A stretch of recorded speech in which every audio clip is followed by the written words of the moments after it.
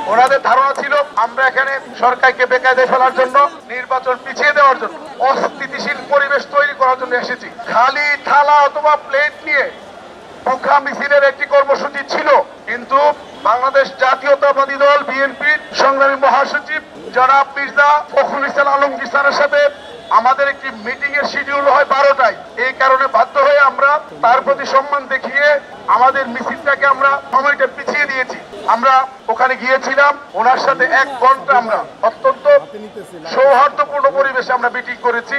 ওনার সাথে কথা বলে মনে হয়েছে উনি আমাদের ব্যাপারে অত্যন্ত আন্তরিক, যদিও কিছু কিছু স্বার্থান্বেষী মহল আমাদের ব্যাপারে বিএনপির হাইকমান্ডকে সম্ভবত উল্টাপাল্টা মেসেজ দিয়েছিল।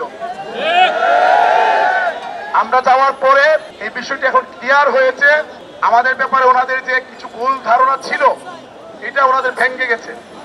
ওনাদের ধারণা ছিল আমরা এখানে সরকারকে বেকায়দায় ফেলার জন্য, নির্বাচন পিছিয়ে দেওয়ার জন্য, অস্থিতিশীল পরিবেশ তৈরি করার জন্য এসেছি।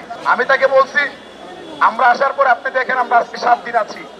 আমরা সচিবালয়ে গিয়েছি, 3 ঘন্টা ওখানে অবস্থান করে অত্যন্ত সুশৃঙ্খল ভাবে, শান্তিপূর্ণ ভাবে আমার সংগ্রামী সহযোদ্ধারা ওখান থেকে এসেছেন। আমরা শাহবাগ ব্লকেট করেছি।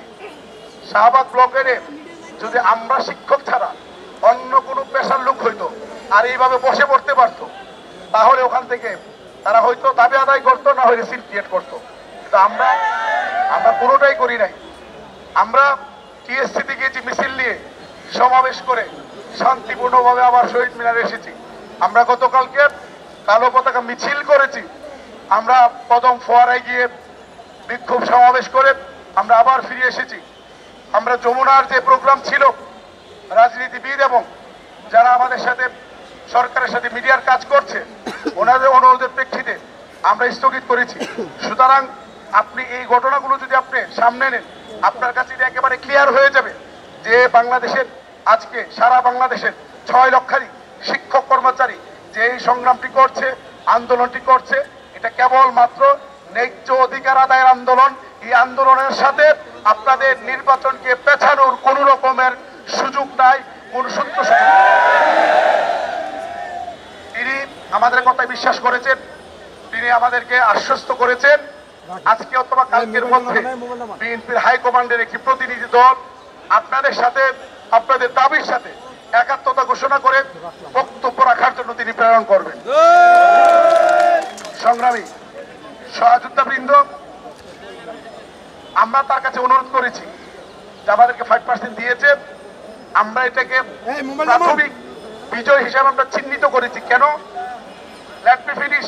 আমি কেন বলেছি? কারণ